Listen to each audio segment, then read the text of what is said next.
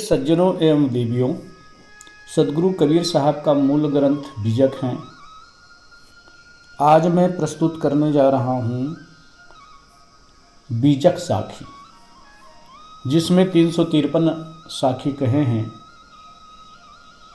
सदगुरु कबीर साहब अपने अनेक साखियों के माध्यम से ये जीव को सत्य लखाएं, क्योंकि सदगुरु कबीर साहब जीवन भर सत्य की राह में चले। कभी किसी पाखंडवाद का उन्होंने समर्थन नहीं किया, पूरा जीवन उन्हें पाखंडवाद का विरोध किया है। तो सदगुरु कबीर साहब का बीजक साखी प्रस्तुत है। जहिया जन्म मुक्ता हता तहिया हता न कोई, छठी तुम्हारी हो जगा तू कहाँ चला बिगोए।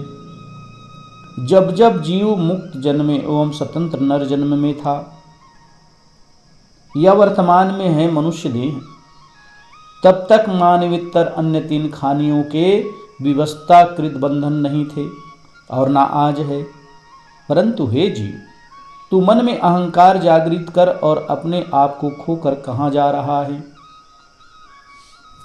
सदगुरु कबीर साहब कहते हैं, जहिया जन्म मुक्ता हता, जब जब तू मुक्त होने की भूमिका अर्थात मनुष्य शरीर में आता है, तहिया हता न कोई, तब तक तू अपनी मुक्ति नहीं करता है, तब तक ये जीव मुक्ति नहीं करता है। सज्जनों, ये मानव देह मुक्त होने की भूमिका है, जिनमें हमारे पास आँख, नाक, कान, जीभ तथा चाम, इन 5 ज्ञान इंद्रियों के ऊपर छठा मन है। इसी में अहंकार जगता है। सदगुरु कबीर साहब कहते हैं, मुक्ति ना करने का कारण क्या है। मानव देह तो उत्तम शरीर है और इसी उत्तम शरीर से ही जीव की मुक्ति होती है, क्योंकि इस मानव शरीर में संपूर्ण स्वतंत्रता है, किसी प्रकार से कोई बंधन नहीं है। लेकिन हमारे जो छठी है मन, उसमें अहंकार जग जाता है। इस मन में अहंकार जागृत होने के कारण कल्याण पथ से ये भटक जाता है। संसार के प्राणी पदार्थों के चक्कर में, संसार के विषय सुखों के चक्कर में मनुष्य अपना कल्याण नहीं कर पाता। सदगुरु इसलिए कबीर साहब कहते हैं कि जहिया जन्म मुक्ता हता, जब जब मुक्त होने की भूमिका अर्थात मनुष्य देह में आता है ये जीव, तैया हता न कोई, तब तब मुक्ति नहीं करता है। क्यों? छठी तुम्हारी हो जगह। छठी यानी मन, 5 ज्ञान इंद्रिया और 1 मन। इन छठी इंद्रियों के कारण ये जीव कल्याण के पथ से विचलित हो जाता है, कल्याण के पथ से भटक जाता है। तू कहाँ चला बिगोए, अपने आप को खोकर कहाँ जा रहा है। सदगुरु कबीर साहब कहते हैं। बहुत ही गंभीर इसके अर्थ हैं, बहुत मार्मिक शब्द हैं। इसलिए सदगुरु कबीर साहब जो है इस प्रथम साखी के प्रथम ये साखी साहब कहते हैं कि अनादिकाल से जीव मानव शरीर धारण करके भी अपनी मुक्ति नहीं कर पाया। क्यों? क्योंकि मन में अहंकार जगने के कारण, और मन ही अहंकार को ग्रहण करता है। क्योंकि मन हमारे पास ना हो तो जीव का कल्याण नहीं। मन से ही मुक्ति होती है, मन से ही बंधन बनते हैं। अगर जीव परख ले सार असार को और इस मानव देह को कि मानव देह उत्तम शरीर है, दुनिया में और कोई उत्तम शरीर नहीं है। 3 खाने के और जीव हैं, पशु पक्षी कीट। इन मानवोत्तर प्राणी बंधन का जो है, बंधन का विषयों का भोग भोगते हैं। ये बंधन का कारण है, इसमें किसी प्रकार से जीव की मुक्ति नहीं हो सकती। सदगुरु कबीर साहब इसलिए कहते हैं कि हे जीव, आपने इस मन के अहंकार को निकाल कर तू सत्य के पथ में चल, अपने कल्याण के रास्ते में चल। शब्द हमारा तू शब्द का सुनि मत जाहु शरक, जो चाहो निज तत्व को तो शब्द ही लेहु परख। हे मानव, जो हमारे निर्णय वचन हैं, तुम उनके अधिकारी हो। जो हमारे सत्य वचन हैं इसके तुम अधिकारी हो, परंतु उन्हें सुनकर खिसक मत जाना, अर्थात भटक मत जाना। प्रत्युत उनका आचरण करना। सदगुरु कबीर साहब के तू शब्द हमारा तू शब्द का, ये जो शब्द हमारे हैं, जो सत्य के शब्द हैं, निर्णय के शब्द हैं, उनका तुम अधिकारी हो। लेकिन इन सत्य शब्द को सुनकर अपने आचरण में धारण करना, प्रत्युत अपने आचरण में इसको उतारना, लेकिन सुनकर खिसक मत जाना। तुम यदि अपने मूल स्वरूप आत्मबोध को चाहते हो तो सार असार शब्दों की परख करो, जो चाहो निज तत्व को। निज तत्व क्या है? हमारी आत्मा। आत्मा ही निज तत्व है। अब इसकी परख बिना, इसके बोध बिना ये जीव संसार में भटकते रहता है। सदगुरु कहते तुम यदि अपने मूल स्वरूप आत्मा का बोध चाहते हो तो सार असार शब्दों की परख करो। सार असार शब्द क्या है? जो निर्णय के शब्द हैं वो सार हैं, और जो निर्णय नहीं होता है वो असार हैं। निर्णय के शब्द को ग्रहण करो, सत्य शब्द को ग्रहण करो। जैसे शरीर असत्य है तो पंच भौतिक तत्वों से बना हुआ, एक दिन इसकी मृत्यु हो जाएगी, धीरे धीरे मौत की तरफ यह शरीर जा रहा है। लेकिन इसमें जो रहने वाला मूल तत्व है, आत्मा है, ये सत्य है। ये प्रकृति, पांच तत्व, ये जिसको प्रकृति कहते हैं, ये पांच तत्व भी सत्य है। इसीलिए मूल तत्व है जड़ और चेतन। जड़ चेतन दो संसार में ही वस्तु हैं, जड़ और चेतन के अलावा तीसरी कोई वस्तु नहीं है। जड़ प्रकृति और चेतन पुरुष। ये पुरुष ज्ञान स्वरूप है, जड़ प्रकृति में गुणधर्म है, परंतु सबका जाननहारा यह जीव है। इसलिए सदगुरु कबीर साहब कहते हैं शब्द हमारा तू शब्द का।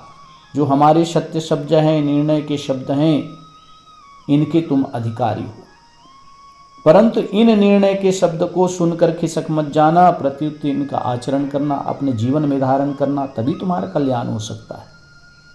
अगर तुम अपने मूल तत्व को चाहते हो, मूल तत्व का ज्ञान प्राप्त करना चाहते हो तो सार असार शब्दों की परख करो।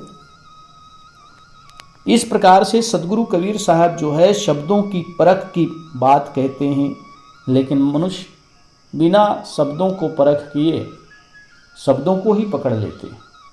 अब कहते हैं कबीर साहब ने ये लिखे हैं, महापुरुषों ने ये शब्द लिखे हैं, तो शब्दों की परख ना होने के कारण आदमी अंधकार में रहता है। शब्दों के अर्थ को समझना अनिवार्य है कि सार क्या है, असार का है। शब्द हमारा आदि का, शब्दे पैठा जीव, फूल रहन की टोकरी, घोरे खाया घीव। हमारे निर्णय शब्द जीव के मूल स्वरूप के परिचायक हैं। सदगुरु कहते हैं कि शब्द हमारा आदि का, जो हमारे निर्णय शब्द हैं, जो सत्य के शब्द हैं, ये मूल स्वरूप के परिचायक हैं, परंतु जीव भ्रामक शब्दों में घुसा पड़ा है।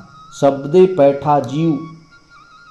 सदगुरु कहते हैं कि जो भ्रामक शब्द हैं उसको जीव पकड़ कर बैठ गया है, सार शब्द को नहीं जाना। जो शब्द आया सामने उसको पकड़ लिया। फूल रहने की टोकरी, मानव शरीर तो सार शब्द रूपी फूल रखने की टोकरी है। जैसे टोकरी होता है, अच्छी टोकरी में अच्छे फूल रखे जाते हैं, उसी प्रकार ये मानव तन अच्छी टोकरी है सार शब्दों रूपी फूल को रखने की। तो इन मानव शरीर में आप सार शब्द को अपने जीवन में धारण करो, अपने जीवन में उतारो। परंतु जैसे घी मट्ठा में पड़ा रहने से खराब हो जाता है, वैसे जीव भ्रामक शब्दों में पड़ा रहने से पतित हो जाता है। सदगुरु कबीर साहब कहते हैं घोरे खाया घी, अर्थात जैसे घी मट्ठा में पड़ा पड़ा रहने से खराब हो जाते हैं, घी नहीं मिल पाता। उसी प्रकार से जीव नाना प्रकार के भ्रांति शब्दों को पकड़कर ये पतित हो जाता है, अर्थात सत्य मार्ग से भटक जाता है, सत्य का बोध नहीं हो पाता। इसीलिए सार शब्द को समझो। सार शब्द है निज आत्मा, सार शब्द है सत्य के शब्द, निज स्वरूप। सदगुरु कहे निज तत्व है निज स्वरूप। तो सदगुरु कहते हैं हमारे निर्णय शब्द जीव के मूल स्वरूप के परिचायक है। मूल स्वरूप क्या है? आत्मा ही मूल स्वरूप है। ये जीव का मूल स्वरूप है आत्मा, और आत्मा का स्वरूप है अजर अखंड अविनाशी। ये आत्मा की कभी मृत्यु नहीं होती, ना शरीर छोड़ने के बाद आत्मा किसी से मिलते हैं। यह तो अपने कर्मोवश अन्य शरीर को धारण करते हैं, अपनी वासना, अपने जो संस्कारवश ये जीव पुनः शरीर धारण करने के लिए चला जाता है। इसलिए सदगुरु कबीर साहब कहते हैं कि भ्रामक शब्दों में पढ़कर जीव सत्य मार्ग से भटक गया, सत्य मार्ग से पतित हो गया। शब्द बिना सुरती आंधरी, कहो कहाँ को जाए, द्वार न पावे शब्द का, फिर भटका खाए। निर्णय वचनों को न पाने से मनुष्य का मन विवेकहीन होकर अंधा हो गया। शब्दों की परख ना कर पाने के कारण मनुष्य का मन भटक गया, मनुष्य का मन अंधा हो गया। शब्द बिना सुरती आंधरी, निर्णय वचनों को ना पाने से, सत्य शब्द को ना पाने से ये मन अंधा हो गया, भटक गया। साहिब कहते हैं कहो कहाँ को जाए, कहो भला वह कहाँ जाएगा, कहाँ स्थिर होगा। क्योंकि सत्य शब्द के बिना ये जीव संसार में भटकते रहता है। नाना प्रकार के कल्पित देवी देवताओं का उपासना करते हैं। ग्रह नक्षत्र भूत प्रेत जादू टोना, हमारे कर्म के भाग्य विधाता कोई और है, सुख दुख देने वाला कोई और है। ये नहीं जानता है नादान कि कर्मों के वश में पड़कर ये जीव शरीर धारण किया है। अब इस शरीर धारण करने के पश्चात कर्म के अनुसार ही इनके सुख दुख होते हैं। दुख का मूल कारण और सुख का मूल कारण हमारे अपने स्वयं के कर्म हैं। कोई देवी देवता हमारे कर्मों के विधाता नहीं है, फल को देने वाला नहीं है। लेकिन संसार में अज्ञानी मनुष्य सत्संग के बिना ये भटकते रहता है। सदगुरु कहते हैं शब्द बिना सुरती आंधरी, जिस प्रकार से शब्द के बिना हमारा मन, सार शब्द के बिना हमारा मन इधर उधर भटकते रहता है। तो साहब कहते हैं भला कहाँ को जाए, कहो कहाँ को जाए, ये मन फिर कहाँ स्थिर होगा। सार शब्द को ही जानकर ये मन स्थिर होता है। तो द्वार न पावे शब्द का, साहिब कहते हैं वह शब्दों का द्वार गुरुमुख निर्णय वचन ना पाने से बारंबार कल्पित शब्दों के भंवर जाल में भटकता जाता है। शब्दों के द्वार अर्थात निर्णय शब्द गुरुमुख वचन ही सत्य वचन है, निर्णय वचन है, गुरुमुख वचन ही निर्णय वचन है। इसलिए सदगुरु कबीर साहब कहते हैं बारंबार कल्पित शब्दों के भवजाल में ये जीव भटकते रहता है। जीव सत्य को प्राप्त नहीं कर पाता, क्योंकि शब्द के भंवर जाल में ऐसे उलझ जाता है, ऐसे पतित हो जाता है। जैसे महापुरुषों को अवतारी मानना, महापुरुषों के आशीर्वाद से सब कुछ प्राप्त हो जाना, धन पुत्र परिवार दौलत मान प्रतिष्ठा, ये महापुरुषों के आशीर्वाद से। लेकिन सज्जनों, महापुरुष धन दौलत पुत्र पुत्री नहीं देते, नौकरी नहीं देते। महापुरुष लोग आशीर्वाद ये देते हैं कि आपके जीवन का कल्याण। लेकिन संसार को लोग सांसारिक वस्तुओं को प्राप्त करके सुखी होना चाहते हैं, जबकि संत महापुरुष जो आत्मज्ञानी महापुरुष है वो तो यही संदेश देते हैं कि अपनी आत्मा को जानो। कितने बार संसार में आकर तुम धनी हुए हो, अमीर हुए हो, जमींदार हुए हो, राजा हुए हो, मंत्री हुए हो, कितने बार तुमने इन पदों को प्राप्त किया? क्या इसी प्रकार से संसार में आकर पुनः प्राणी पदार्थों के मालिक बनना चाहते हो? एक दिन शरीर छूटेगा, सारे प्राणी पदार्थ छूट जाएंगे। सद्गुरु संत महापुरुष कहते हैं कि अपनी आत्मा को जानो, अपना कल्याण करो। जीवन जीने के लिए भौतिक धन की आवश्यकता है, परिवार पालने के लिए भौतिक धन की आवश्यकता है, और भौतिक धन मेहनत से मिलता है। सद्गुरु कबीर साहब इसलिए कहते हैं कि संसार के लोग भौतिक धन के पीछे दौड़ रहे हैं, उन्हें आत्मज्ञान की आवश्यकता नहीं है। अगर आत्मज्ञानी ना हो तो धन पाकर भी मनुष्य सुखी नहीं रह सकता है।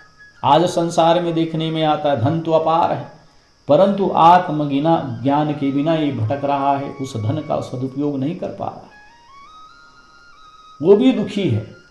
आत्मज्ञान के बिना मानव शरीर प्राप्त करने वाले मनुष्य आज कितना दुखी है, इस मानव जीवन के महत्व को नहीं समझ पा रहा है। इसलिए सदगुरु कबीर साहब कहते हैं कि शब्द बिना सुरति आंधरी, निर्णय शब्द सत्य शब्द के बिना मनुष्य विवेकहीन होकर अंधा होकर भटक रहा है। कहो भला कहाँ उसको विश्राम मिल सकता है, कहाँ उनको ठौर ठिकाना मिल सकता है। वह शब्दों के जाल भंवर जाल में इस प्रकार से फंसा हुआ है कि वो निकल नहीं सकता है। इसलिए संत महापुरुषों के एक एक वाणी को, एक एक वचनों को समझकर और उसकी परख कर जीवन में धारण करो। सज्जनों, संसार में आपकी मुक्ति कोई दूसरा नहीं कर सकता। संत महापुरुष ज्ञान की बातें बता सकते हैं, बंधन और मोक्ष के रास्ते बता सकते हैं, बंधन को खोलने का उपाय बता सकते हैं, लेकिन बंधन को छुड़ाना आपका ही धर्म है, आपका ही काम। आप ही बीड़ी सिगरेट नाना प्रकार के नशा ग्रहण करते हैं, लेकिन आप ही इसको छोड़कर मुक्त पा सकते हैं। इसलिए संत महापुरुष युक्ति बताते हैं, मुक्ति का युक्ति, बंधन को छुड़ाने की युक्ति, ये नाना प्रकार की युक्ति महापुरुष लोग बताते हैं। तो सद्गुरु कबीर साहब कहते हैं कि जब जब जीव मुक्त होने की भूमिका अर्थात मनुष्य देह को प्राप्त किया, तब तक अन्य खानियों के बंधन नहीं थे। अन्य खानियों को जीव जो है वो परवश हैं, वो बंधनों में बंधे हुए हैं, वो प्रकृति के अनुसार जीवन जी रहे हैं, केवल भोग के सिवा और कुछ नहीं। मनुष्य शरीर भोग के लिए भी है और योग के लिए भी है। अगर भोग ही में पड़ो रहोगे तो कभी जीवन का कल्याण नहीं हो सकता। इसीलिए भोग के पश्चात योग करो। भोगलिए संसार के वस्तुओं को जान गए तो समझ लो योग में लग जाओ। इसलिए सद्गुरु कबीर साहब कहते हैं, मन में अहंकार जागृत होने के कारण ये कल्याण के रास्ते से भटक गया। उसी प्रकार साहब कहते हैं पुनः कि निर्णय वचन है, सत्य वचन है, इसके अधिकारी तुम हो, परंतु सुनकर तुम भटक मत जाना, प्रत्युत इनका आचरण करना, सत्य के रास्ते में चलना, जिससे तुम मूल तत्व को जान सको, अपने आत्मा का बोध कर सको। तो सद्गुरु कबीर साहब का ये साखी बहुत ही महत्वपूर्ण है। सज्जनों, चिंतन करें, मनन करें और इसको अपने जीवन में धारण करें।